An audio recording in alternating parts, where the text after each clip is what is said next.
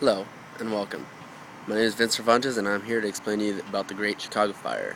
This conflagration burned from Sunday, October 8th, 1871, to the following Tuesday, October 10th. This was a devastating fire and massive conflagration, killing hundreds and destroying about 3.3 square miles in Chicago, Illinois. This is the largest U.S. disaster in the 19th century. This fire was believed to start. There's many rumors about this fire, of how it started and where its point of origin began. Some people say that it came from Miss Catherine O'Leary's barn, in which her cow kicked over a lit lantern. But later to find out that that was for a dramatic effect by a journalist to get, a colorful story. This fire started about 9 p.m. on Sunday, October 8th, in a small barn that was said to believe was on fire in an alley behind 137 Kevon Street.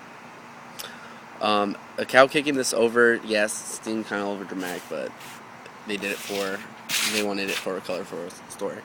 The spread was aided by the city's arouse of a lot of wood used.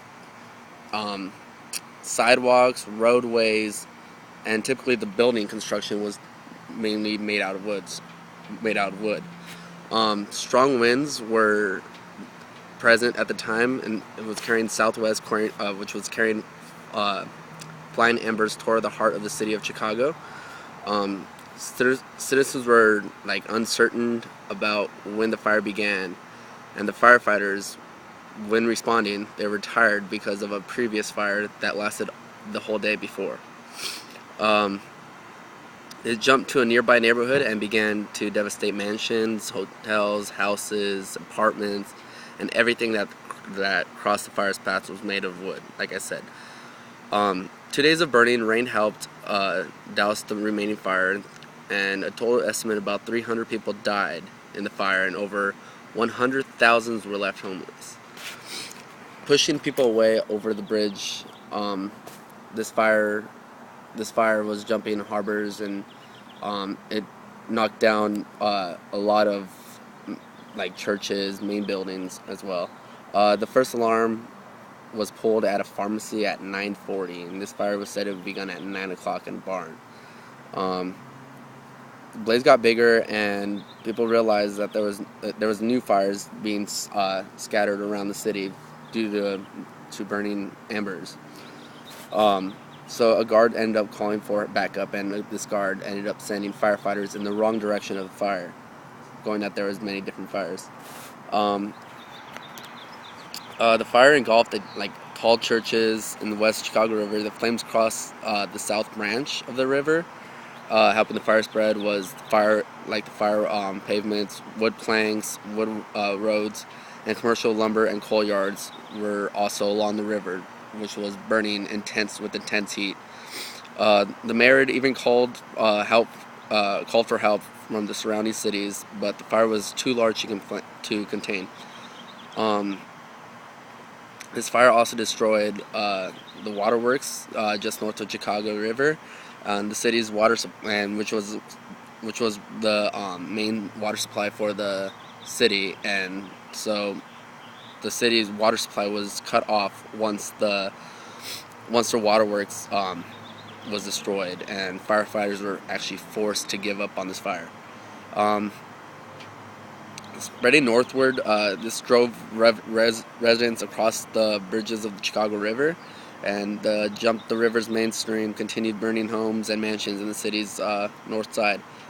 Residents actually went to Lincoln Park, to the shores of Lake Michigan, where thousands sought refuge and became homeless.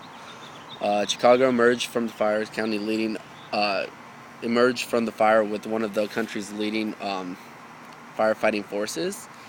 In 1956, the remaining structures of the O'Reilly's property was actually torn down and reconstructed into the Chicago Fire Academy, which is a training facility for Chicago firefighters located at 558 West Devon Street.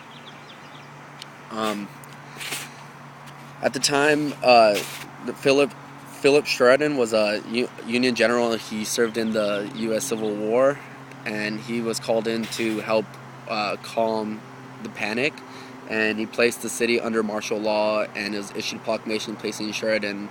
He was in charge of taking care of the people who were homeless and were in panic. The fire wasn't actually put out by flames. It was actually it burned itself out. Which and what helped cause us put this fire out was light rain and diminished winds. Um, yeah, and it burned a path of nearly complete destruction for some 34 blocks to Fullerton Avenue on the north side. After the fire, smoldering remains and were still too hot for a survey of damage to complete 4 days. And the fire destroyed an area about 4 miles long and an average of 3/4 of a mile wide. More than 2,000 anchors were destroyed, and more than 73 miles of roads, 120 miles of sidewalk, and 2,000 lampposts were destroyed, along with 17,500 buildings and $222 million worth of damage in property. Um, 2 to 3 million books were destroyed in the public and private library collections. And after the fire, 125 bodies were recovered, which still the total of bodies found was to 300 bodies found. The city collected a lot of donations from like different mayors in different cities, such as New York, which gave $450,000, along with for clothing, helping the homeless. And St. Louis ended up giving $300,000. During this time, the mayor made a 12-ounce loaf of bread, and he charged residents in the city 8 cents for a 12-ounce loaf of bread. Many changes were to building construction were changed because of this fire. For example, now there is steel construction, and most buildings are no longer made up of a wooden frame and just, hey, throw walls on it. And yeah, that's actually the Chicago fire. Thanks for watching.